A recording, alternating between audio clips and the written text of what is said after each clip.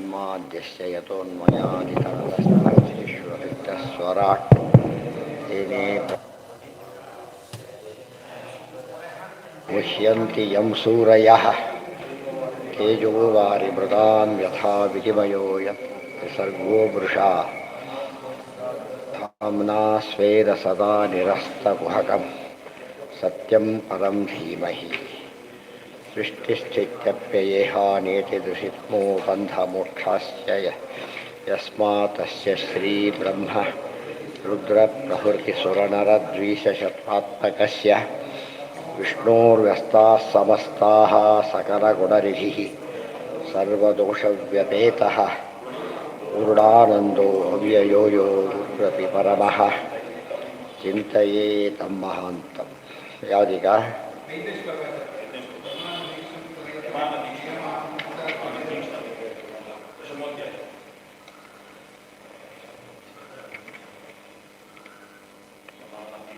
ಯಮಾನಭೀಕ್ಷ್ಣಂ ಸೇವೇತ ನಿಯಮಾನ್ ಮತ್ಪರಃ ಕ್ವಚಿತ್ ಮದವಿಜ್ಞಂ ಗುರುಂ ಸೀತಮದಾತ್ಮಕಂ.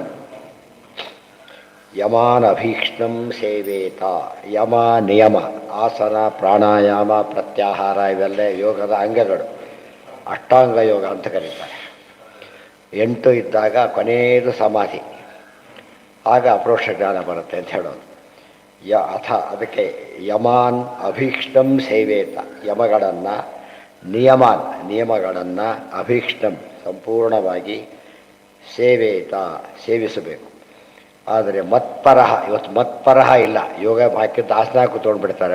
ಹರಿಸರ್ವೋತ್ತಮತ್ವ ಜ್ಞಾನ ಇಲ್ಲದೆ ಹೋದ್ರೆ ಅದೇನಾಗೋದಿಲ್ಲ, ಗುರಿನೇ ಇಲ್ಲ. ಎಂಥ ಸೂಪರ್ ಡಿಲಕ್ಸ್ ಬಸ್ ಆದರೂ ಗುರಿನೇ ಇಲ್ಲದವ್ರು ಎಲ್ಲಿ ಹೋಗ್ತಾನೆ ಅವನು? ಮತ್ಪರಹ ಅಂದ್ರೇನು? ತನ್ನನ್ನು ಸರ್ವೋತ್ತಮ ಅಂತ ತಿಳ್ಕೊಂಡು, ಬೇರೆಯವರು ತಿಳ್ಕೊಂಡು, ತಾನೇ ಅಂತ ತಿಳ್ಕೊಂಡು ಅಂತ ಹೇಳಲಿಲ್ಲ. ಮತ್ಪರಹ ಅಂತ ಹೇಳಿದ್ರಿಂದ ನನ್ನನ್ನು ಸರ್ವೋತ್ತಮ ಹರಿರೇವ ಪರಹ, ನನ್ನನ್ನು ಸರ್ವೋತ್ತಮ ಅಂತ ತಿಳಿದು ಆರಾಧನೆ ಮಾಡಬೇಕು. ಜೊತೆಗೆ ಕ್ವಚಿತ್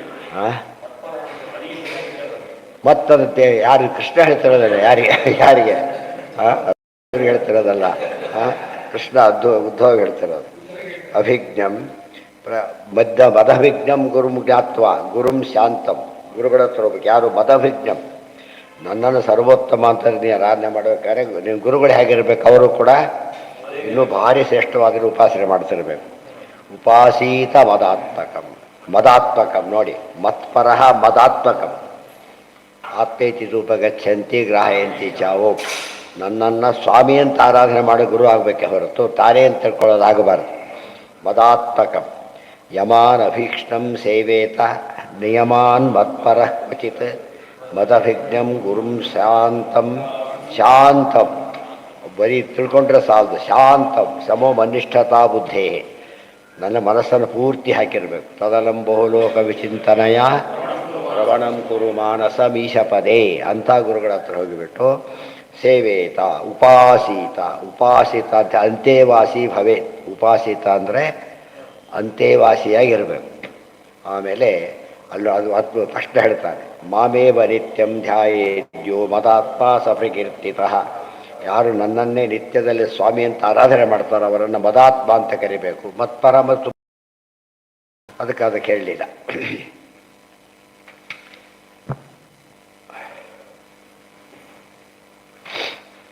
ನಿರೋಧಾತ್ ಅಣುಬೃಹತ್ ನಾನಾತ್ವಂ ತತ್ಕೃತಾನ್ ಗುಣಾನ್ ಅನುಪ್ರವಿಷ್ಟ ಬಾಧತ್ತೆ ಏವಂ ದೇಹಗುಣಾನ್ ಪರಹ. ಭಗವದ್ಗೀತೆಯಲ್ಲೂ ಧ್ಯಾನ ವಿಚಾರ ಹೇಳಿದ್ದಾರೆ. ಇಲ್ಲಿ ಯಮ ನಿಯಮ ಇತ್ಯಾದಿಗಳನ್ನು ಅಲ್ಲಿ ಹೇಳಿಲ್ಲ. ಅಂದರೆ ಅಷ್ಟು ಬಿಡಿಸಿ ಹೇಳಿಲ್ಲ ಅಂತ ಅರ್ಥ. ಅಲ್ಲಿ ಯಾವ್ದು ಹೇಳಿಲ್ಲ ಒಳಗಿದೆ ಅಂತ ಅರ್ಥ. ಇಲ್ಲಿ ಯಾವ್ದು ಹೇಳಿದ್ದಾರೆ ಬಿಟ್ಟಿದ್ದು. ಇಲ್ಲಿ ಹೇಳದೇ ಇರೋದು ಅಲ್ಲಿ ಹೇಳಿರ್ತಾರೆ. ಈಗ ಎರಡು ಕೂಡ ಒಂದೊಂದಕ್ಕೆ ಏನಾದರೂ ಪೂರಕ ಹೊರತು ಅದಕ್ಕೆ ವಿರೋಧ ಇತ್ಯಾದಿ ತಿಳಿಲಕ್ಕೆ ಹೋಗಬಾರದು. ನಿರೋಧಾತ್ ಅತ್ಯಣು ಬೃಹತ್ ನಾನಾತ್ವಂ ತತ್ಕೃತಾನ್ ಗುಣಾನ್ ಅನುಪ್ರವಿಷ್ಟ ಆಧತ್ತೆ ಏವಂ ದೇಹಗುಣಾನ್ ಪರಹ.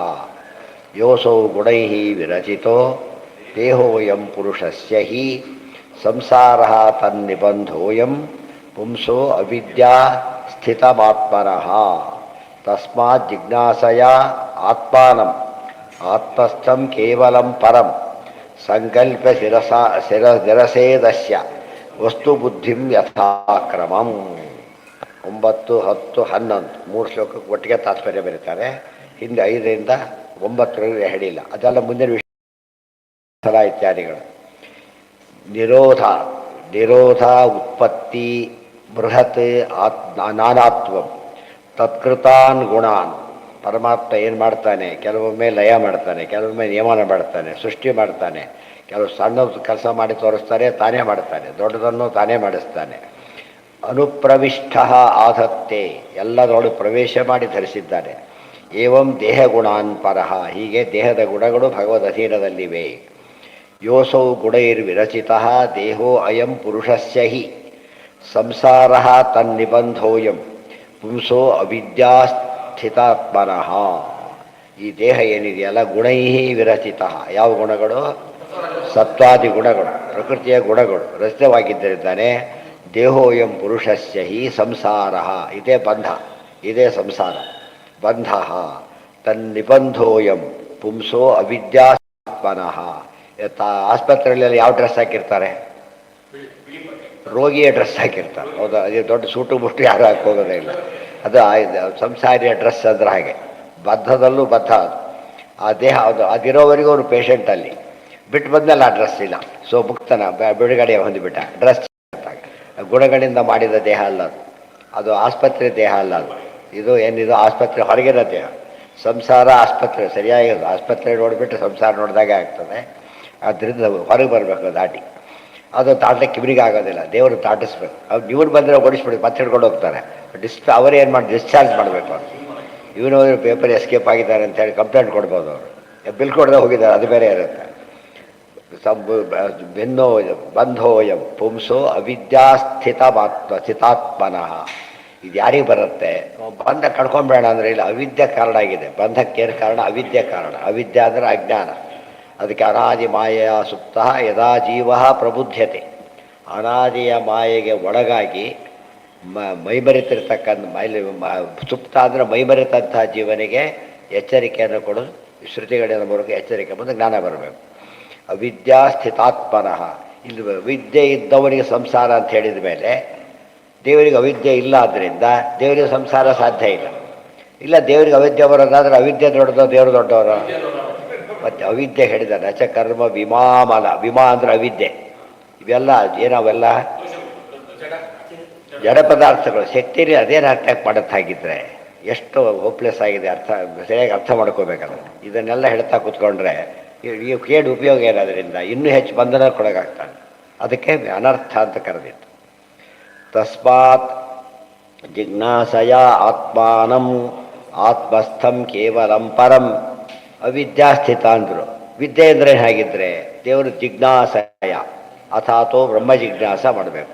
ಅದೇನಿದೆ ಅದರಲ್ಲಿ ಅಂದರೆ ತಸ್ಮಾತ್ ಜಿಜ್ಞಾಸಯ ಆತ್ಮಾನಂ ಆತ್ಮಸ್ಥಂ ಕೇವಲಂ ಪರಂ.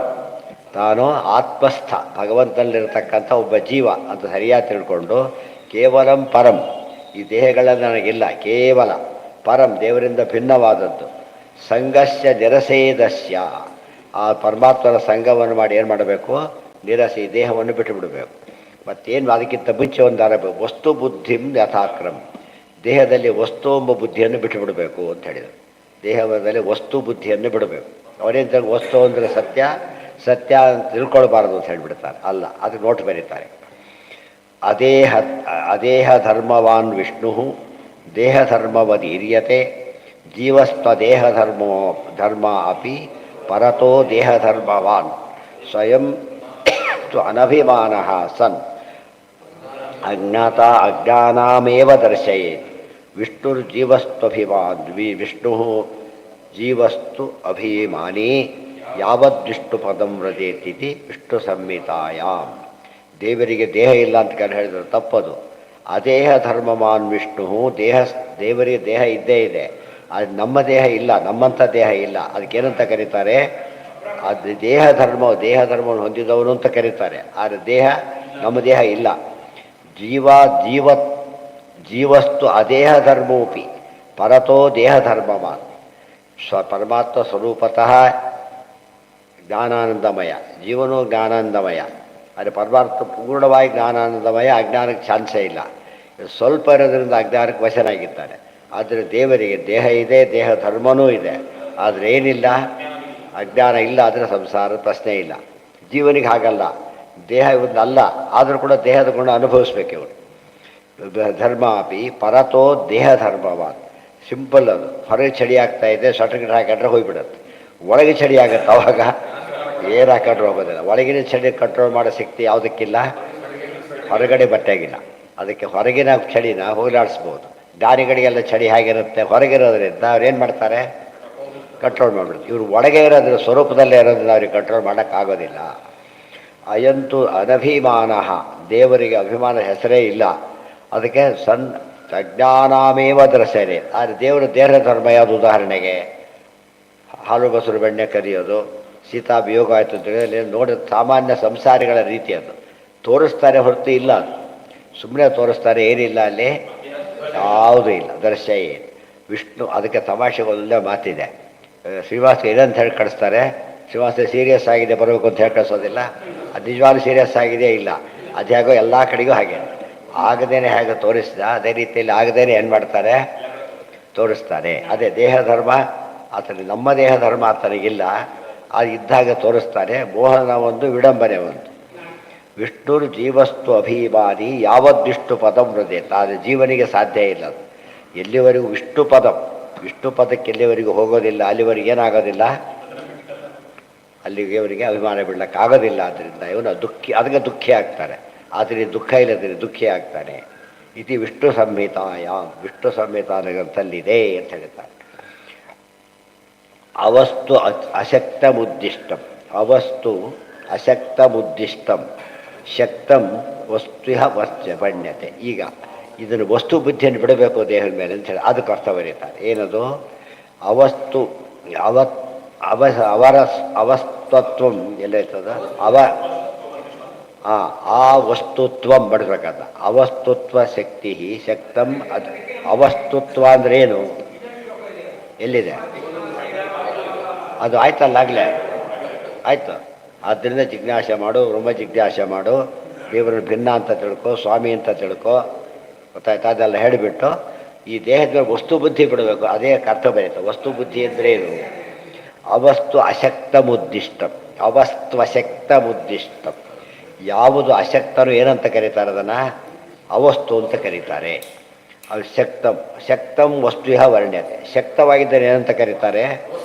ಶಕ್ತ ಅಂದರೆ ಸಮರ್ಥ, ವಸ್ತು ಅಂತ ಕರೀತಾರೆ. ದೇಹ ಅವಸ್ತು, ಯಾತಕ್ಕೆ? ಶಕ್ತವಲ್ಲ, ಅದಕ್ಕೆ ಅವಸ್ತು ಅಂತ ಕರೀತಾರೆ. ಮನೇಲಿ 5-6 ಮಕ್ಕಳು ಆಟ ಆಡ್ತಿರ್ತಾರೆ, ಬರ್ತಾರೆ, ಯಾರೂ ಇಲ್ಲ ಮನೆಯೊಳಗೆ, ಬನ್ನಿಯಪ್ಪ ಮೇಲೆ ಡಬ್ಬಾದೆ ತಕ್ಕೊಡಿ ಅಂತಾರೆ. ಗೊತ್ತಾಯ್ತು? ಯಾರೂ ಇಲ್ಲ ಮನೆಯೊಳಗೆ ಹೇಳೋದು ಅವರು. ಯಾರೂ ಇಲ್ಲ ಅಂದ್ರೇನು? ಅದನ್ನು ತಂದುಕೊಡೋರು ಯಾರೂ ಇಲ್ಲ. ಊಟಕ್ಕಿದ್ದಾರೆ, ಇದಕ್ಕೆ ತಂದುಕೊಡೋ ಶಕ್ತಿ ಇಲ್ಲ. ಆದ್ದರಿಂದ ಏನಂತ ಕರೀತಾರೆ ಅವ್ರನ್ನ? ಇಲ್ಲ, ಯಾರೂ ಇಲ್ಲ ಅಂತ ಕರೀತಾರೆ. ಕೆಲವು ಸರ್ತೆ ಸ್ವಲ್ಪ ಇದ್ರೂ ಇಲ್ಲ ಅಂತ ಕರೀತಾರೆ. ಗೊತ್ತಾಯ್ತಿಲ್ಲ? ಯಾವುದೋ ಪದಾರ್ಥ 100 ರೂಪಾಯಿ ಪದಾರ್ಥ ಮಾರ್ತಾ ಇದ್ದಾರೆ, ಇವತ್ತು 10 ರೂಪಾಯಿ ಇದೆ, ಏನಂತಾರೆ? ನಾನು ದುಡ್ಡಿಲ್ಲ ಅಂತ ಹೇಳ್ತಾರೆ. ದುಡ್ಡಿಲ್ಲ ಅಂತೇಳಿ ಅದಕ್ಕೆ ಅರ್ಥ ಏನು? ಅದರಷ್ಟಿಲ್ಲ ಅಂತ ಅರ್ಥ. ಬಡವ ದುಡ್ಡಿಲ್ಲ ಅಂತಾರೆ, ಅವನು ಇಲ್ಲೇ ಇಲ್ಲ ಅಂತಾರೆ. ಇಲ್ಲೇ ಇಲ್ಲ ಅನ್ನೋದು ಬೇರೆ, ಸ್ವಲ್ಪ ಇದೆ ಬೇರೆ, ಸಮರ್ಥವಾಗಿದೆ. ಅಥವಾ ಚೆಕ್ಕಿದೆ, ದುಡ್ಡು ಕೊಡೋಗಿಲ್ಲ ಅದನ್ನು. ಗೊತ್ತಾಯ್ತಿಲ್ಲ? ಆದ್ದರಿಂದ ಅದಿಲ್ಲ, ಅದು ಈ ಕೆಲಸ ಸಮರ್ಥ ಅಲ್ಲ. ಅದು ಈ ತರಕಾರಿ ವ್ಯಾಪಾರಕ್ಕೆ ಅವೆಲ್ಲ ಸಮರ್ಥ ಅಲ್ಲ. ಅದು ಏನು ಮಾಡ್ತಾನೆ? ಇಲ್ಲ ಅಂತಾರೆ. ಅವ್ರು ಇಲ್ಲ ಒಂದೇ ತಿಳ್ಕೊಂಡ್ಬಿಟ್ರು. ಇಲ್ಲ ಅಂತ ಏನು ತಿಳ್ಕೊಂಡ್ರು? ಇಲ್ಲ ಇಲ್ಲ ಅಲ್ಲ. ಅಸ್ವತಂತ್ರವನ್ನು ಅವಸ್ತು ಅಂತ ಕರೀತಾರೆ. ಅಶಕ್ತ ಅಂದರೂ ಒಂದೇ, ಅಸ್ವತಂತ್ರ ಅಂದರೂ ಒಂದೇ. ದೇಹವನ್ನು ಸ್ವತಂತ್ರ ಅಂತ ತಿಳಿಬೇಡ, ಅದು ಅಸ್ವತಂತ್ರ. ಅವಸ್ತು ಅಶಕ್ತಂ ಉದ್ದಿಷ್ಟಂ ಶಕ್ತಂ ವಸ್ತು ಇಹ ಕಥ್ಯತೆ. ಅಲ್ಲಿ ಬಂದಿದೆ, ವಾಸ್ತವ ಮಾತ್ರ ವಸ್ತು ಶಿವದಂ ಅಂತ ಮೊದಲೇ ಹೇಳ್ಬಿಟ್ಟಿದ್ದಾರೆ. ಎಲ್ಲೇ ಶ್ಲೋಕದಲ್ಲೇ ಹೇಳ್ಬಿಟ್ಟಿದ್ದಾರೆ. ಇದು ವಾಸ್ತವ ಮಾತ್ರ. ವಾಸ್ತವ ಸ್ವತಂತ್ರ ವಸ್ತುವಿನ ಬಗ್ಗೆ ಹೇಳ್ತೇವೆ. ನಮಗೆ ಗೊತ್ತಿದೆ, ಯಾರ ಬಗ್ಗೆ ಹೇಳಿದ್ರು ಗೊತ್ತಿದೆ ಅನ್ಬೋದು, ದೇವ್ರ ಬಗ್ಗೆ ಗೊತ್ತಿಲ್ಲ. ಯಾಕೆ? ಸ್ವತಂತ್ರ ವಸ್ತು ಅಂತ. ಉಳಿದ ಯಾವ ದೇವತೆಗಳು ಮೆನ್ಷನ್ ಮಾಡಿದ್ರು ಕೂಡ ಅವ್ರು ಏನಾಗಿದ್ದಾರೆ? ಅಸ್ವತಂತ್ರ. ಆದ್ದರಿಂದ ಈ ವಸ್ತುಗಳ ಗುಂಪಿ ಸೇರೋದಿಲ್ಲ. ವೈಶಾರದೆ ಅಸ್ವತಂತ್ರ ಆಗೋದು ಅವಸ್ತು, ಜೊತೆಗೆ ಇನ್ನೊಂದು ಯಾವುದೋ ಜ್ಞಾನ ಇಲ್ಲದೆ ಇರೋ ವಸ್ತುನೂ ಅವಸ್ತು. ಆಮೇಲೆ ಪೂರ್ತಿ ಇಲ್ಲದೆ ಇರೋ ವಸ್ತು ಅವಸ್ತು. ಇಲ್ಲೇ ಇಲ್ಲ ಅವಸ್ತು. ಈ ಮೈಕಿದೆ, ಜನ ಇಲ್ಲ, ಸರಿ ಮಾಡೋರಿಲ್ಲ, ಇದ್ದಾರೆ ಸರಿ ಮಾಡೋರಿಲ್ಲ, ಅದು ಅವಸ್ತು. ಬೈಕಿಲ್ಲ ಅಂತ ಹೇಳ್ಬಿಡ್ತಾರೆ. ಆಮೇಲೆ ಸಾಕಷ್ಟಿಲ್ಲ, ಅದು ಅವಸ್ತು. ಗೊತ್ತಾಯ್ತಾ? ಪರಾಧೀನ ವಸ್ತು ಅವಸ್ತು. ಯಾವುದು ವಸ್ತು ಅದು? ನಿಜವಾದ ವಸ್ತು. ಸ್ವತಂತ್ರ ಇದ್ದರೆ ಮಾತ್ರ ವಸ್ತುತ್ವ ಬರೋದು. ಇವೆಲ್ಲ ಸ್ಪಿರಿಚುವಲ್ ಡಿಕ್ಷನರಿ ಇದು. ಇದನ್ನು ಈ ಡಿಕ್ಷನರಿ ಅರ್ಥ ಮಾಡಬಾರ್ದು. ಯಾವ ಡಿಕ್ಷನರಿ ಬೇರೆ, ಜನರಲ್ ಡಿಕ್ಷನರಿಗಿದ್ಗೂ ಟ್ಯಾಲಿ ಆಗಲಿಕ್ಕೆ ಸಾಧ್ಯನೇ ಇಲ್ಲ. ಮತ್ತು ಇದೊಂದಕ್ಕೆ ಸ್ಪೆಷಲ್ ಹೇಳ್ತಾ ಇಲ್ಲ, ಎಲ್ಲ ಶಾಸ್ತ್ರಕ್ಕೂ ಹಾಗೆ. ಯಾವುದೇ ಶಾಸ್ತ್ರಕ್ಕೂ ಕೂಡ ಟೆಕ್ನಿಕಲ್ ಡಿಕ್ಷನರಿ ಬೇರೆಯೇ ಇರುತ್ತೆ, ಪೊಲಿಟಿಕಲ್ ಡಿಕ್ಷನರಿ ಬೇರೆ. ಪೊಲಿಟಿಕಲ್ ಅಲ್ಲಿ ಎಮರ್ಜೆನ್ಸಿಗೆ ಅರ್ಥನೇ ಬೇರೆ, ಇಲ್ಲಿ ಆಸ್ಪತ್ರೆ ಇದು ಬೇರೆ, ಇಲ್ಲಿ ಎಮರ್ಜೆನ್ಸಿ ಅರ್ಥನೇ ಬೇರೆ. ಎಲ್ಲದಕ್ಕೆ ಒಂದೇ ಅರ್ಥ ಮಾಡಿಬಿಟ್ರೆ ಎಮರ್ಜೆನ್ಸಿ ಕೇಸು ಡಿಕ್ಲೇರ್ ಮಾಡಿ ಎಮರ್ಜೆನ್ಸಿ ಡಿಕ್ಲೇರ್ ಮಾಡಿರೋ ಕೇಳ್ತಾರಾ? ಪೊಲಿಟಿಕಲಿ ಕೇಳೋದಿಲ್ಲ. ಆಸ್ಪತ್ರೆ ಶಬ್ದನೂ ಅರ್ಥ ಮಾಡಿ, ಓ ಇಲ್ಲಿ ಎಮರ್ಜೆನ್ಸಿ ಅಂದರೆ ಇಷ್ಟೇ. ತಸ್ಮಾದೇಕಂ ಪರಂ ಬ್ರಹ್ಮ ವೈಶಾರದಿ ಸಾ ಅತಿ ವಿಶುದ್ಧ ಬುದ್ಧಿರ್ ಧುನೋತಿ ಮಾಯಾಂ ಗುಣಸಂಪ್ರಸೂತಿಂ ಗುಣಾಂಶ್ಚ ಸಂದಹ್ಯ ಯದಾತ್ಮವೇತತ್ ಸ್ವಯಂಚ ಶಾಮ್ಯತಿ ಅಸಮಿದ್ಯಥಾಗ್ನಿ.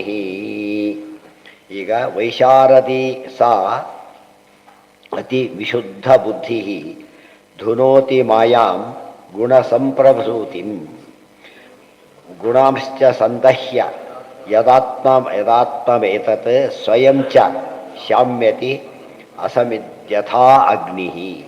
ಹಿಂದೆ ಬುದ್ಧಿ ಇಲ್ಲ, ಅವಿದ್ಯೆಯಿಂದ ಹೇಳಿದರು. ವಿದ್ಯೆ ಬಂದರೆ ಏನಾಗುತ್ತೆ? ವೈಶಾರದಿ, ವಿಶಾರದವಾದ ಬುದ್ಧಿ, ಜ್ಞಾನಿ ಅಂತ, ಜ್ಞಾನ ಅಂತ ಅರ್ಥ. ಜ್ಞಾನದಿಂದ ಕೂಡಿದ ಬುದ್ಧಿ ಏನು ಮಾಡುತ್ತೆ? ಇದನ್ನೆಲ್ಲ ಧುನೋತಿ, ವಿಶುದ್ಧ ಬುದ್ಧಿ ಧುನೋತಿ ಮಾಯಾಂ ಗುಣಸಂಪ್ರಸೂತಿ. ಯಾವ ಭಗವಂತನ ಮಾಯೆಗೆ ಒಳಗಾಗಿ ಬಿಟ್ಟು ದುಃಖಕ್ಕೆ ಒಳಗಾಗಿರ್ತಾನೆ, ಆ ಮಾಯೆಯನ್ನು ಅದು ಹೋಗಲಾಡಿಸ್ಬಿಡುತ್ತೆ. ತಸ್ಮಾದೇಕಂ ಪರಂ ಬ್ರಹ್ಮ ಗುಣಶ್ಚ ಸಂದಹ್ಯ. ಬರೀ ಗುಣನ ಭೋಗಿಸೋದಿಲ್ಲ, ಗುಣನ ಸುಟ್ಟಾಕಿಬಿಡುತ್ತೆ. ಮತ್ತೆ ತೊಗೊಂಡು ಕಟ್ಬೋದು, ಯಾರಾದ್ರು ಬಂದುಬಿಟ್ಟು ಸುಟ್ಟಾಕಿಬಿಟ್ರೆ ಅಟ್ಟಾಗ ಹಾಗೆ ಮಾಡಿಬಿಡುತ್ತೆ. ಯದಾತ್ಮಮೇತತ್, ಇದಕ್ಕೆ ಸ್ವಾಮಿ ಪರಮಾತ್ಮ ಸ್ವಯಂಚ ಶಾಮ್ಯತಿ. ಆಮೇಲೆ ಶಾಂತವಾಗಿಬಿಡುತ್ತೆ ಅಂದ್ರೇನು? ಇವ್ರ ಪ್ರಕಾರ ಆರೋಗ್ಯಬಿಡುತ್ತೆ, ವಿದ್ಯೆ ಆರೋಗ್ಯಬಿಡುತ್ತಲ್ಲ, ಅದು ವಿದ್ಯೆಗೆ ಕೆಲಸ ಇಲ್ಲ ಇನ್ನು. ಅದು ಜ್ಞಾನ ರೂಪ ಉಳ್ಕೊಂಡ್ಬಿಡುತ್ತೆ ಅಷ್ಟೇ ಹೊರತು ಏನು ಮಾಡೋದಿಲ್ಲ, ಅದು ಎಫೆಕ್ಟ್ ಮಾಡೋದಿಲ್ಲ. ಒಳ್ಳೆ ಎಫೆಕ್ಟ್ ಮಾಡುತ್ತೆ, ಕೆಟ್ಟ ಎಫೆಕ್ಟಿಗೆ ಕೆಲಸನೇ ಇಲ್ಲ ಅದಕ್ಕೀಗ. ಇತಿ ಲಕ್ಷಣಿ, ಲಕ್ಷಣ ಅಂತ ಹೇಳಿದೆ. ಆಮೇಲೆ ಶಾಮ್ಯತಿ ಅಸಮಿದ್ಯಥಾಗ್ನಿ. ಸಮಿತ್ತೆ ಇಲ್ಲದ ಹೋದ ಅಗ್ನಿ ಹೇಗೆ ಆರಬೇಕೋ ಹಾಗೆ. ಅಸಮಿತ್ ಅಗ್ನಿ ಯಥ.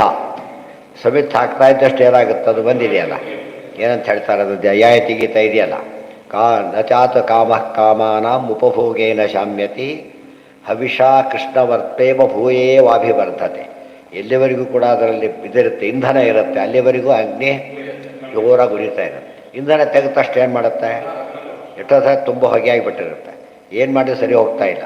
ಆ ಒಲೆ ದ್ವಾರ ಆರಿಸಿಬಿಟ್ರೆ ಮುಗಿದೋಯ್ತಾರೆ, ಅಲ್ಲಿಗೆ ಮತ್ತೆ ಹೊಗೆವಿಲ್ಲ. ಯಾಕೆ? ಸಮಿತ್ತೇ ಇಲ್ಲ ಅದಕ್ಕೆ. ಆ ರೀತಿಯಲ್ಲಿ ಆಗುತ್ತೆ ಅಂದ್ರೆ ಅರ್ಥ ಇದ್ದೇ. ಅನಿಂಧನ ಎರಡು ರೀತಿ. ಅಪ್ರೋಕ್ಷ ಜ್ಞಾನ ಬಂದರೆ ಒಂದಿಷ್ಟೇ ಅನಿಂಧನ, ಲೇಪ ಇಲ್ಲ, ಅದು ಟೋಟಲಿ ಇಲ್ಲ, ಡೀಲಿಂಗ್ ಆಗಿಬಿಡ್ತಾರೆ. ಈಗ ಶಟ್ರ್ಗಿಟ್ ಹಾಕ್ಕೊಂಡಿದ್ದಾನೆ, ಚಳಿ ಆಗ್ತಾ ಇಲ್ಲ, ಸರಿ. ಆಮೇಲೆ ಚಳಿಗಾಲನೇ ಅಲ್ಲ, ಅವಾಗ ನ್ಯಾಚುರಲಿ ಚಳಿ ಇಲ್ಲ, ಗೊತ್ತಾಯ್ತಾ? ನ್ಯಾಚುರಲಿ ಚಳಿ ಇಲ್ಲ ಬೇರೆ, ಅದು ಅಡ್ಜಸ್ಟೆಡ್ ಚಳಿ ಬೇರೆ. ಜೀವಸ್ತು ಎಲ್ಲ ಇರ್ತದೆ. ಜೀವ ಮುಂದೆ ಹೇಳಿದೆ. ಜೀವ ಎಂಥವನು ಅಂದರೆ ಅಭೇದ ಧರ್ಮ ಅಪಿ ಜೀವಸ್ತು ಎಲ್ಲಿರ್ತದ್ದು? ಜೀವಸ್ತು ಅಸಭೇದ ಧರ್ಮ ಅಪಿ. ಕೊಡಿ ನೋಡೋಣ ಆ ಪುಸ್ತಕ. ಅದೇ ಬೇಡ ನೋಡೋಕೆ. ಎಲ್ಲಿದೆ ಜೀವಸ್ತು?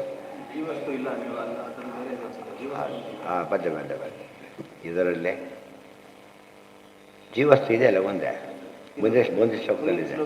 ಎಲ್ಲಿದೆ ಜೀವಸ್ತು? ಪದರ ಬಿಟ್ಟು ಹೋಗಿದೆಯಾ? ಅಸತ್ತು ಪರತೋ ದೇಹ ಧರ್ಮವಾನ್ ಏತಚ್ಛಬ್ದೇರ ದುಃಖ. ಇದು ಇಲ್ಲೇ ಇಲ್ಲ ನೋಡಿ, ಬಿಟ್ಟು ಹೋಗ್ಬಿಟ್ಟಿದ್ದಾರೆ. ಮುಂದೆ ಏನಿದೆ? ಕ್ವಚಿತ್ ವಿಶ್ವಂ. ಎಲ್ಲಿದೆ ಅದು? ಕ್ವಚಿತ್ ವಿಶ್ವಂ ಏತಚ್ಛಬ್ದೇನ ಬಾಹ್ಯಾಂತಃಕರಣಾಚ್ಛಿನ್ನಂ ಅಂದರೆ ಒಂದು ಪದ ಬಿಟ್ಟು ಇದೆ. ಕ್ವಚಿತ್ ವಿಶ್ವಂ ಬಿಟ್ಟು ಹೋಗಿದೆ, ಕ್ವಚಿತ್ ವಿಶ್ವಂ ಇದೆ. ಆಮೇಲೆ ಜೀವಸ್ತು ಬಿಟ್ಟೋಗಿದೆ, ಇದರಲ್ಲಿಲ್ಲ. ವಿಷಾವಿಷವತ್ತಿದೆ, ಅದಾದಮೇಲೆ ಜೀವಸ್ತು ಇದೆ. ಅದನ್ನು ಓದಬೇಕೀಗ, ಫಸ್ಟ್ ಓದಿದ್ಮೇಲೆ ಅದು ಬರುತ್ತೆ. ಜೀವ ಏನಾಗಿದ್ದಾನೀಗ?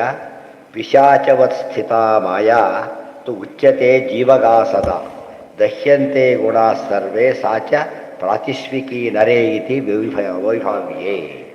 ಈ ಮಾಯೆ ಹೇಗಿದೆ ಅಂದರೆ ಪಿಶಾಚಿ ಗಂಟು ಬಿದ್ದಾಗ ಬಿದ್ದಿದೆ ಅಂತ ಹೇಳ್ತಾರೆ. ಪಿಶಾಚಿ ಅಂತ ಹೇಳೋದಿಲ್ಲ. ಪಿಶಾಚಿ ಏನು ಮಾಡುತ್ತೆ? ಎಲ್ಲೋದ್ರೂ ಬಿಡೋದಿಲ್ಲ. ಅವನು ವೈಯಕ್ತಿಕ ಪಿಶಾಚಿ ಬೇರೆಯವ್ರಿಗೆ ಹೋದ್ರೂ ಬಿಡೋದಿಲ್ಲ. ಅದು ಎಲ್ಲೋದ್ರೂ ಬೇರೆಯವ್ರಿಗೆ ಹೋಗ್ಬಿಟ್ಟು ಬಿಡ್ತಾರಾ? ಊರು ಚೇಂಜ್ ಮಾಡಿದ್ರೆ ಬಿಡೋದಿಲ್ಲ, ಮತ್ತು ಹುಡ್ಕೊಂಡೋಗೇ ಇಸ್ಕೊಂಡ್ಬರ್ತಾರೆ. ಅದು ಧರ ಪಿಶಾಚಿ, ಈ ಪಿಶಾಚಿ.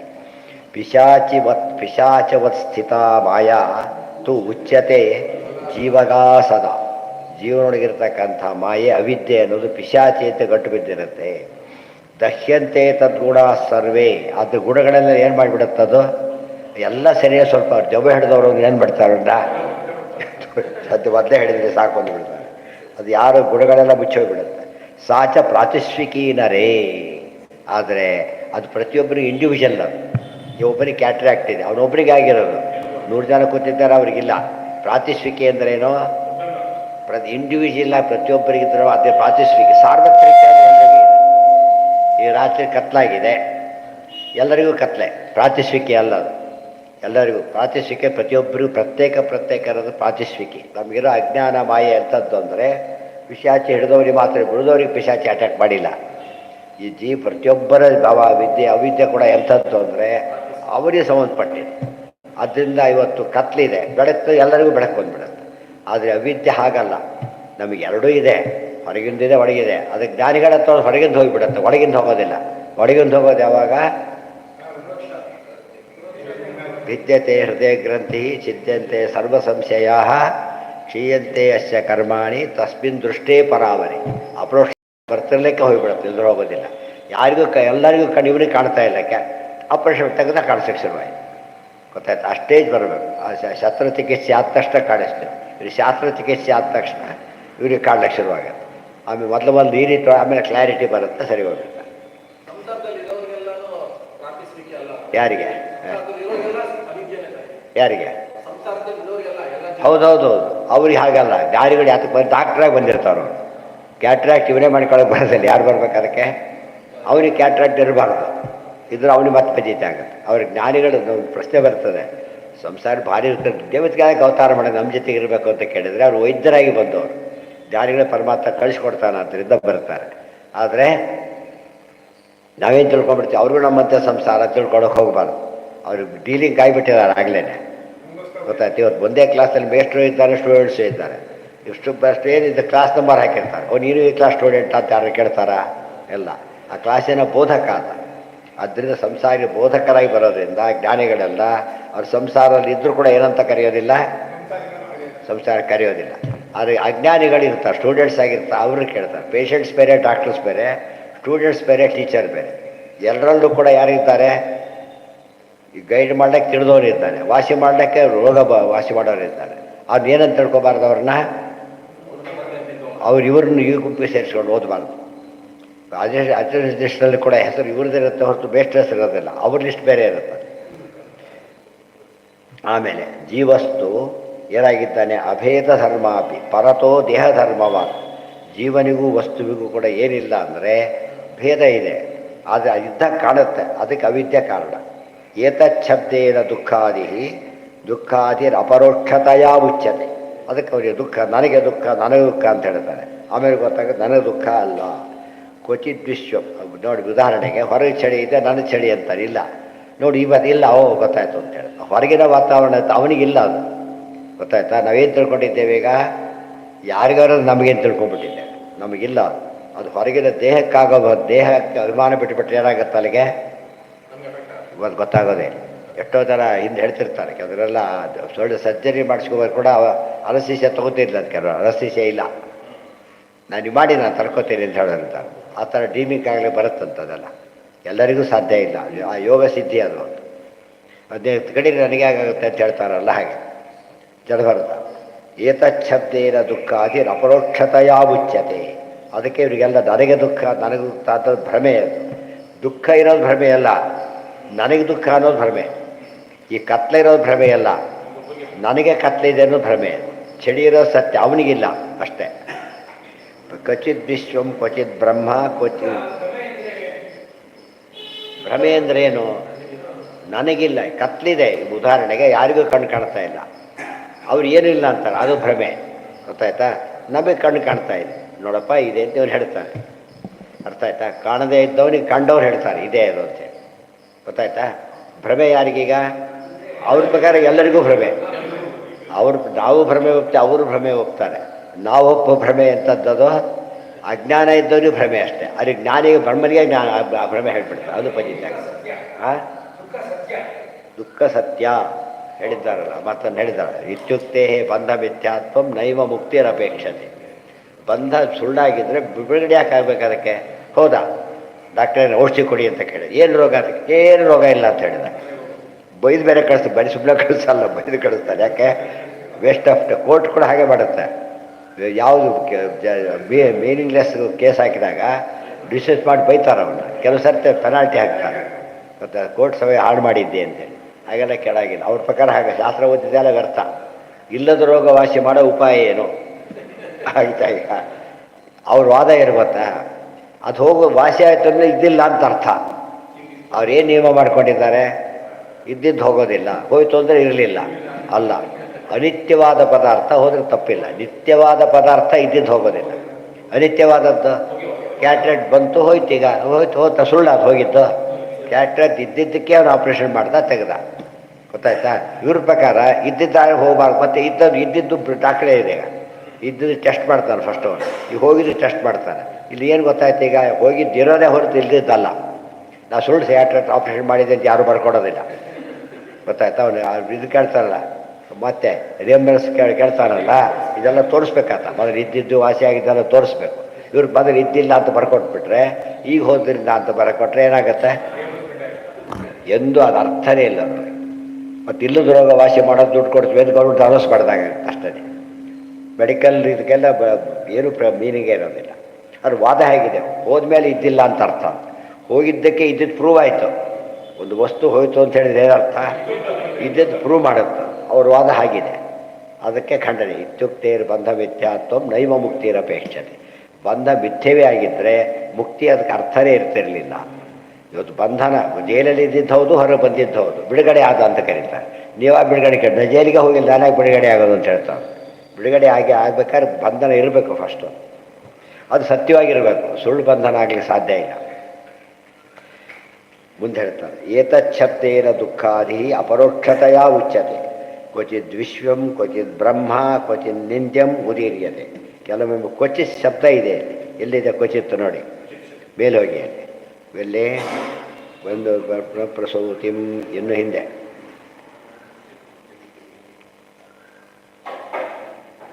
ಪಿಶಾಚಶ್ಚ್ಯುತ, ಅದು ಆಯ್ತಲ್ಲ.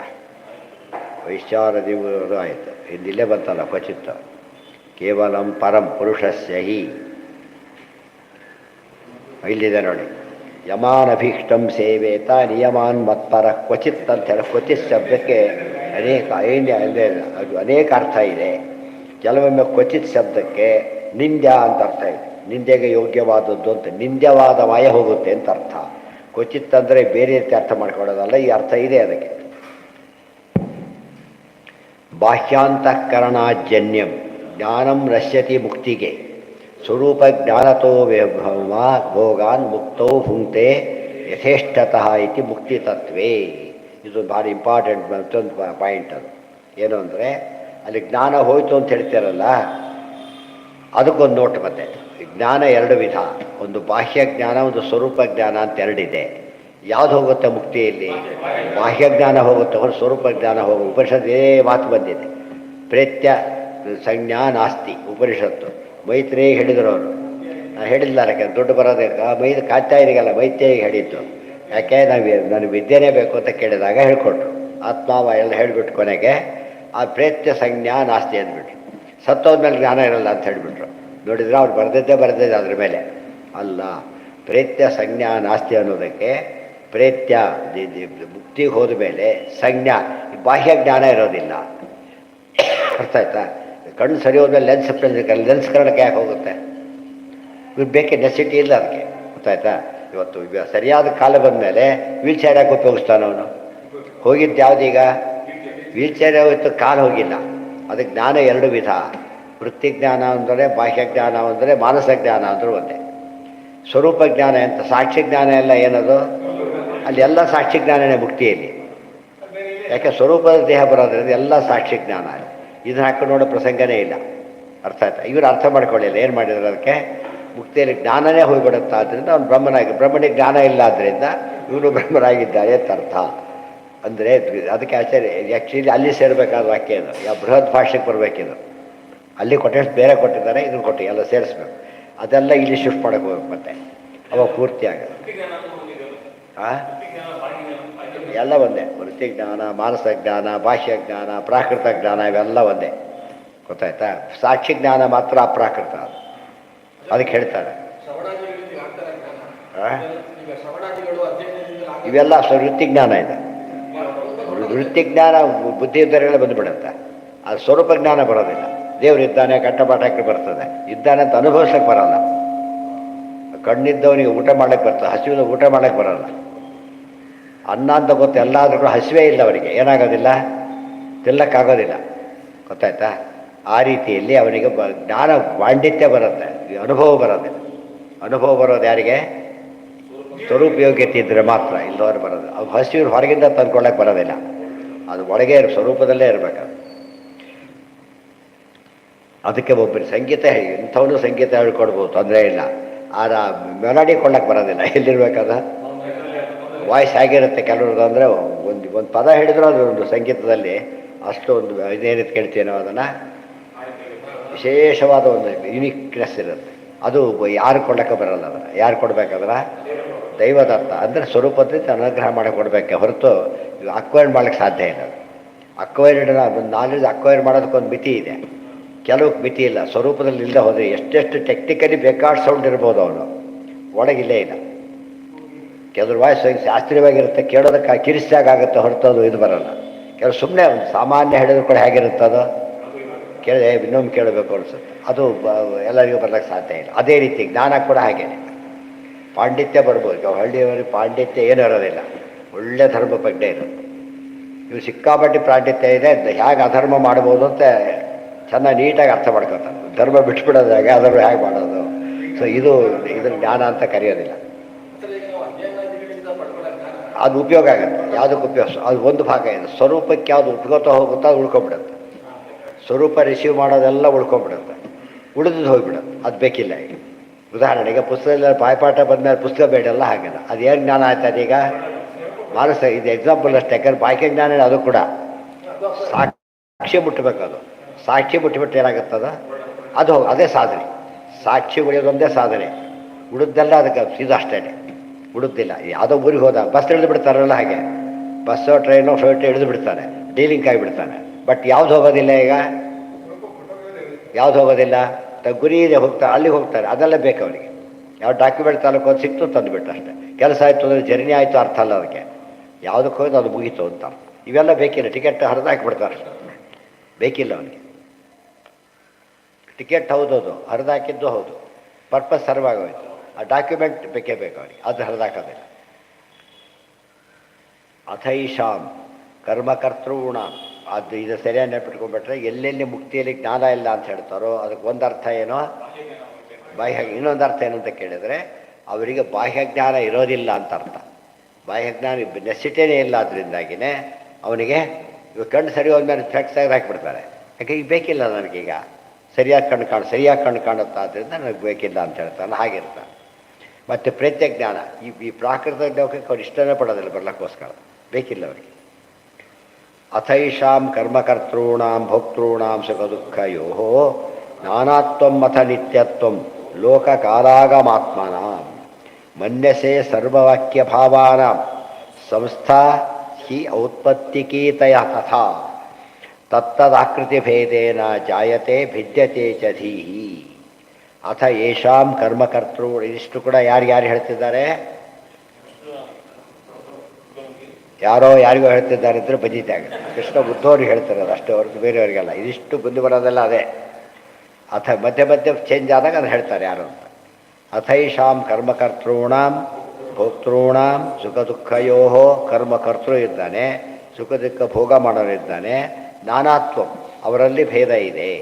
ಒಬ್ಬನಿಗೆ ಇಬ್ಬರಿದ್ದಾರೆ, ಒಂದು ನೋಡಿ ದುಃಖ ಆಯಿತು, ಒಂದು ದುಃಖ ಆಗಲಿಲ್ಲ. ಯಾಕೆ? ಅಭಿಮಾನ ಇಲ್ಲ ಅವರಿಗೆ.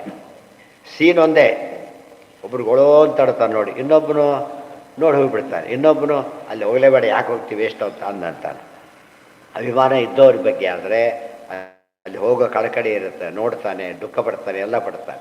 ಸಂಬಂಧ ಏನೂ ಗೊತ್ತಿಲ್ಲ, ಏನಂತಾರೆ ಡೆತ್ ಅಷ್ಟೇ ಅವ್ರಿಗೇನದು, ಯಾವನೇ ಸತ್ತು ಹೋಗಿದ್ದಾನೆ ಅಷ್ಟೇ, ಇನ್ನೇನು ಅಭಿಮಾನ ಪ್ರಶ್ನೆ ಬರೋದಿಲ್ಲ. ದೇಹ ಮಂಡ್ಯಸೆ ಸರ್ವಭಾವಾನಾಂ ಸಂಸ್ಥಾ ಹಿ ಔತ್ಪತ್ತಿಕಿ ತಥಾ ತತ್ತದಾಕೃತಿ ಭೇದೇನ ಜಾಯತೆ ಭಿದ್ಯತೆ ಚ ಧೀಹಿ ದೇಹಾಪೇಕ್ಷ ಮನಿತ್ಯತ್ವಂ ನೀವಾನಾಂ ಜನನಂ ತಥಾ ಸ್ವತಂತ್ರತ್ವ ಇದು ಭಗವದ್ಗೀತೆ ಬೇಕಾದ್ದಿದ್ದು. ಸ್ವತಸ್ತು ಅಜಾಶ್ಚ ನಿತ್ಯಾಶ್ಚ ಬಹವಃ ಸುಖರೂಪಿಣಃ ಉತ್ತಮ ಜೀವಸಂಘಾಶ್ಚ ನೀಚಾ ವೈ ನಿತ್ಯ ದುಃಖಿನಃ ಇತಿ ಜೀವತತ್ವೇ. ಜೀವತತ್ವ ಅಂತಲೇ ಗ್ರಂಥ.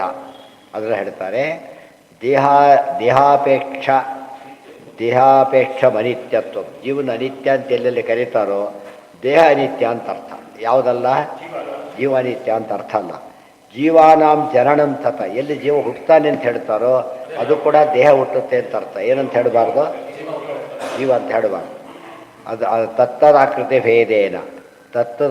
ಭೇದೇನ ಅದಾಯ್ತಲ್ಲ. ಸ್ವತಸ್ತು ಅಜಾಶ್ಚ ಜೀವ, ಸ್ವತಃ ಅಂದರೆ ಸ್ವರೂಪತಃ ಜೀವರೆಲ್ಲ ಅಜರು, ಹುಟ್ಟಿದ ಅನಾದಿ, ನಿತ್ಯಾಶ್ಚ ಸಾವಿಲ್ಲದವರು. ಅದನ್ನೇ ಭಗವದ್ಗೀತೆಯಲ್ಲಿ ಹೇಳಿದ್ದು. ಅರ್ಜುನ ಯಾರೂ ಸಾಯೋದಿಲ್ಲ, ಯಾಕೆ ಅಡ್ತಿ ಅಂತ ಕೇಳ್ತಾನೆ. ಯಾರೂ ಸಾಯೋದಿಲ್ಲ, ಯಾಕೆ? ಯಾರೂ ಹುಟ್ಟಿಲ್ಲ ಆದ್ದರಿಂದ.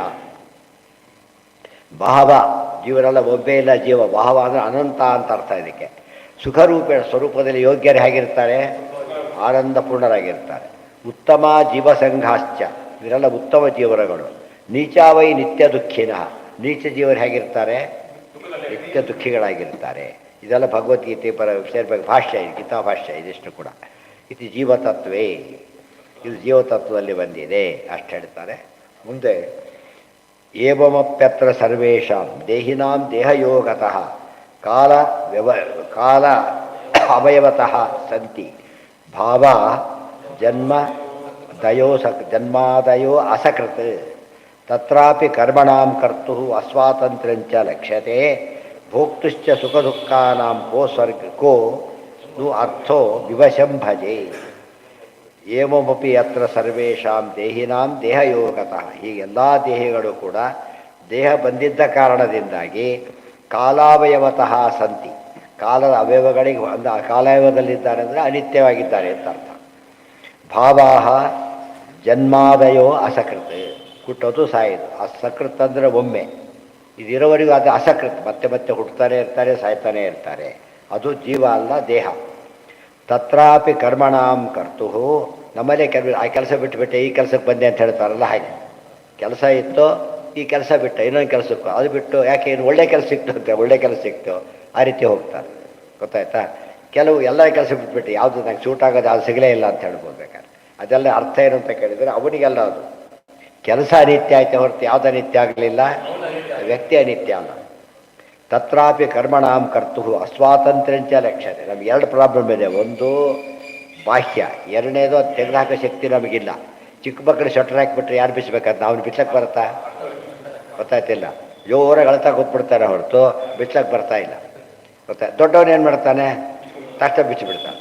ಅದಕ್ಕೆ ಜ್ಞಾನಿಗಳಿಗೆ ಲೇಪ ಇಲ್ಲ. ಏನು ಮಾಡ್ತಾರೆ ಅವರು?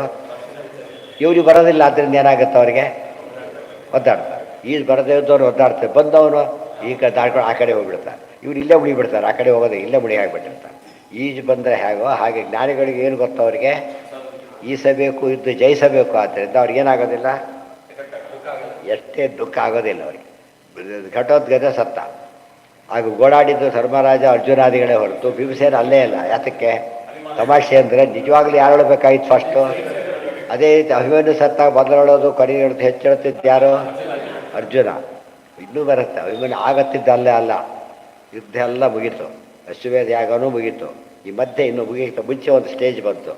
ಆ ಸ್ಟೇಜಲ್ಲಿ ಕೃಷ್ಣಾನೇ ಹೇಳಿದೆ, ಇನ್ನೊಂದು ಪೂರ್ತಿ ದುಃಖ ಹೋಗಿಲ್ಲ ಮತ್ತು ಪೂರ್ತಿ ನನಗೆ ಅದನ್ನು ಮರಿಲಿಕ್ಕಾಗಿಲ್ಲ. ಇನ್ನು ನೀನು ಗೀತೆ ಹೇಳಿದ್ದು ನನಗೆ ಅಲ್ಲಲ್ಲೇ ಇದಾಗಿದೆ, ಭಾರಿ ಯುದ್ಧದ ಗಲಾಟೆಯಲ್ಲಿ ಜಾಸ್ತಿ ಉಳ್ಕೊಂಡಿಲ್ಲ, ಮತ್ತೊಮ್ಮೆ ಹೇಳು ಅಂತ ಕೇಳ್ತಾನೆ. ಅಂದರೆ ಆಗಲೂ ಕೂಡ ಅಭಿಮನ್ಯು ಅಲ್ಲಿಗೆ ಹೋಗಿಲ್ಲ ಇನ್ನೂ ಕೂಡ. ಗೀತೆ ಕೇಳೋದಕ್ಕಿಂತ ಮುಂಚೆ ಒಮ್ಮೆ, ಇನ್ನು ಅಭಿಮನ್ಯು ಸತ್ತಿಲ್ಲ. ಆಗ ಅಭಿಮನ್ಯು ಸತ್ತ ಮೇಲೆ, ಸತ್ತು ಎಷ್ಟು ದಿವಸ ಆದಮೇಲೆ 3 ಸ್ಟೇಜಲ್ಲಿ ಏನಿದೆ ಆತನಿಗೆ? ಆದರೆ ಘಟೋತ್ಕಚ ಮೊದಲು ಇಲ್ಲ, ಆಮೇಲೂ ಇಲ್ಲ, ಕೊನೆಗೂ ಇಲ್ಲ. ಅರ್ಥ ಆಯ್ತಾ? ಇಲ್ಲೇ ಇಲ್ಲ. ಇನ್ನೊಂದು ಸರ್ತಿ ಮೊದಲೇ ಸರ್ತಿನೇ ಗೀತೆಯಲ್ಲ, 2 ಸರ್ತಿ ಏನು ಹೇಳ್ತಾರೆ ಭೀಮಸೇನಿಗೆ? ದುಃಖ ಇಲ್ಲ. ಅಲ್ಲೇ ಕ್ಲಿಯರಾಗಿ ಗೊತ್ತಾಗುತ್ತೆ ಯಾರು ದುಃಖ ಪಡೋದಿಲ್ಲ ಅವರು ಜ್ಞಾನಿಗಳು. ನೆಕ್ಸ್ಟ್ ಈಗ ಇಲ್ಲಿ ನೋಡಿ, ಅದಕ್ಕೆ ಏನಾಗುತ್ತೆ ಅವರಿಗೆ? ತತ್ರಾಪಿ ಕರ್ಮಣಾಂ ಅಸ್ವಾತಂತ್ರ್ಯಂಚ ಲಕ್ಷ್ಯತೆ. ಅಸ್ವಾತಂತ್ರ್ಯ ಎದ್ದು ಕಾಣುತ್ತೆ ಅವರಿಗೆ. ದೇಹ ಬೇಡ ಅಂತೇಳಿ ಬಿಡಾಗಿಲ್ಲ ಅವರು. ಎಷ್ಟೋ ಜನ ಯಾವುದೋ ಊರಿಗೆ ಹೋದಕ್ಕೆ ಹಣ್ಣು ಮುದುಕಿ ಹೋಗ್ಬೇಕೆ ಪಾಕ್ಯ. ಗೊತ್ತಾಯ್ತಾ? ಏನು ಕೂಡ ಒದ್ದಾಡ್ತಿದ್ದಾಳೆ. ಯಮದೇವ್ರನ್ನ ಮರ್ತು ಬಿಟ್ಟಿದ್ದಾರೆ, ಲಿಸ್ಟ್ ಒಳಗೆ ಎಲ್ಲೋ ಮರ್ತು ಬಿಟ್ಟಿದ್ದಾರೆ, ಕರ್ಕೊಂಡು ಹೋಗಬಾರ್ದೆ ಅಂತೇಳಿ. ಎಲ್ಲ ಇವರಿಗೆ ಗೊತ್ತದೆ, ಯಮದೇವರಿಗೆ ಗೊತ್ತಿಲ್ಲ. ಎಲ್ಲೋ ಲಿಸ್ಟಲ್ಲಿ ಮಿಸ್ ಆಗಿಬಿಟ್ಬೇಕು, ನಿಮ್ಮ ಹೆಸರು ಬಂದಿಲ್ಲ ಅಂತ ಹೇಳ್ತಾರಲ್ಲ, ಮರ್ತು ಬಿಟ್ಟಿದ್ದಾರೆ ಅಂತ ಕಾಣುತ್ತೆ. ನನ್ನ ಪರ್ಪಸ್ ಏನು ಆಗಾಗಿಲ್ಲೇ ಇಲ್ಲ. ಈಗ ಎಲ್ಲ ಹೋಗಿ ಆಗಿದೆ, ಹೆಸರು ಜೀವ ಉಳ್ಕೊಂಡಿದ್ದೀರ ಅಷ್ಟೇ ಅಂತ ವಾದ. ಆ ರೀತಿಯಾಗಿದೆ. ಸ್ವಾತಂತ್ರ್ಯ ಇಲ್ಲ. ಹೋಗ್ಬಿಟ್ರೆ ಅಕಸ್ಮಾತ್ ಹೋದ್ರು ತಿಳ್ಕೊಳ್ಳಿ, ಭಾಳ ಇದಾಗ ಆತ್ಮಹತ್ಯೆ ಆಗುತ್ತೆ. ತಾನೇ ಸತ್ತರೆ ಆತ್ಮಹತ್ಯೆ, ಇನ್ನೊಬ್ಬರು ಕೊಂದರೆ ಕೊಲೆ, ದೇವರು ಕೊಂದರೆ ಸಾವು. ಗೊತ್ತಾಯ್ತಾ? ಯಾರು ಕೊಂದರು? ಕಣ್ಣಿಗೆ ಕಾಣದ ವಸ್ತು ಕೊಂದುಬಿಟ್ರೆ ಅದು ಸಾವು. ಕಣ್ಣಿಗೆ ಕಂಡ್ರೆ ತಾನೇ ಮಾಡಿಕೊಂಡ್ರೆ ಆತ್ಮಹತ್ಯೆ. 3 ಸ್ಟೇಜ್ ಇದೆ ಈಗ. ಆದರೆ ಸಾವು ಎಂಬುದು ದೇವ್ರು ಕೊಟ್ಟಿದ್ದು. ಬಿಡಿದವ್ರು ಯಾರು ಸತ್ತೋರ ಮೇಲೆ ಕೇಸ್ ಹಾಕೋದಿಲ್ಲ. ಯಾರೋ ಒಬ್ರು ಕೊಂದಿರಬೇಕು ಅಂತೇಳಿ ಕೇಸ್ ಹಾಕ್ತಾರಾ? ಇಲ್ಲ. ನ್ಯಾಚುರಲ್ ಡೆತ್ ಅಂದ್ಬಿಡ್ತಾರೆ. ಅದೇ ಹೇಳಿದ್ದು, ಜಾತಸ್ಸಿಗೆ ಧ್ರುವ ಮೃತ್ಯು ಅಂದರು ಒಂದೇ, ನ್ಯಾಚುರಲ್ ಡೆತ್ ಅಂದರು ಒಂದೇ. ಭೋಕ್ತುಶ್ಚ ಸುಖ ದುಃಖ ನಮ್ಮ ಕೋನ್ವರ್ಥೋ ವಿವಶಂ ಭಜೇತೆ. ಸುಖ ದುಃಖಗಳು ಅವನ ಅವಶ್ಯ ಬೇರೆ, ಇನ್ನೇನಾಗತ್ತೆ ಅವನಿಗೆ? ಏನು ಸಾಧನೆ ಮಾಡೋಕ್ಕಾಗೋದಿಲ್ಲ. ಅದ್ರ ಬಗ್ಗೆ ಡೀಟೇಲ್ಸ್ ಎಲ್ಲ ನಾಳೆ. ಇನ್ನು ಕೆಲವು ಭಾಳ ಸೂಕ್ಷ್ಮ ವಿಚಾರ ಮತ್ತೆ ಹೇಳ್ತಾರೆ. ಸ್ವಾತಂತ್ರ್ಯ ಅಂತಷ್ಟು ಮತ್ತೊಂದು ಪ್ರಶ್ನೆ ಹಾಕ್ಕೊಂಡ್ಬಿಡ್ತಾರೆ. ಏನೋ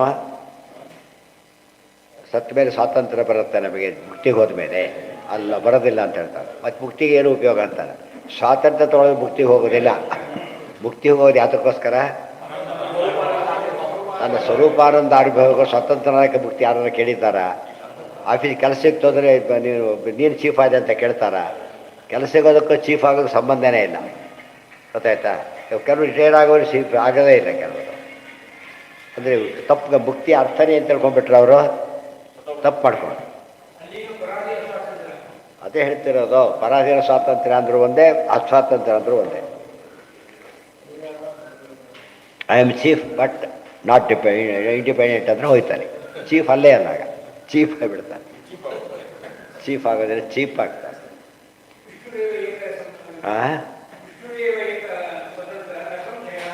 ಹೌದು. ಹಾಂ, ಈ ಮುಂದೆ ನೋಡಿ, ಅದು ಮುಗೀತು. ಈಗ ಬ್ರಹ್ಮಸೂತ್ರ ಭಾಷೆ